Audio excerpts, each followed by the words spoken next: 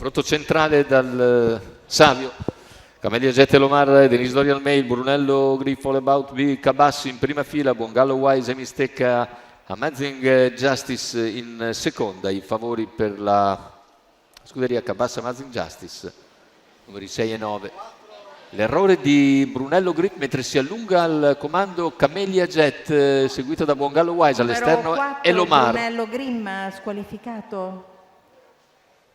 Sulla piegata Camelia Jet in vantaggio, Buongallo Wise in seconda posizione, in terza c'è Elomar che riesce a scendere alla corda. Primi 200 in 14 e 9 con Camelia leader.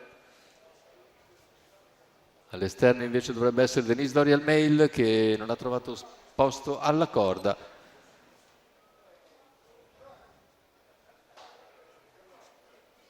E si trascina e Mistecca che a sua volta è in schiena Amazing Justice, in coda invece sono Cabas e All About B.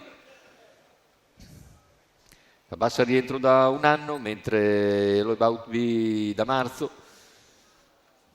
sono in coda, mentre all'esterno si impegna Denise Dorian Mail con in schiena Amy Stecca e Amazing Justice.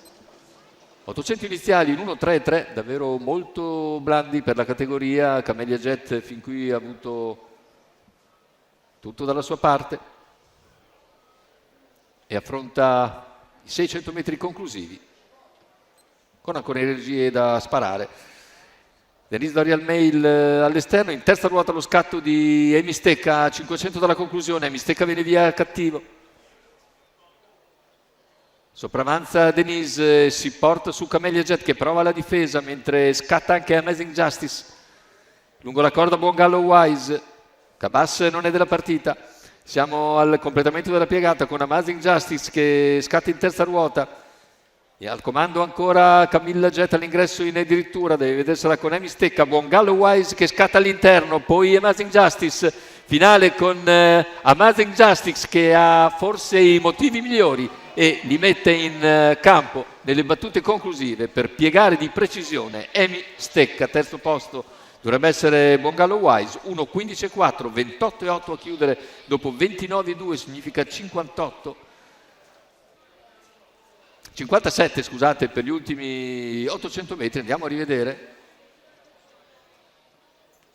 28.8, 29.2 scusate, 58 come ho detto prima a chiudere, e le battute conclusive danno ragione proprio a Amazing Justice e Gennaro Amitrano che vince questo centrale del Savio, sesta corsa del programma.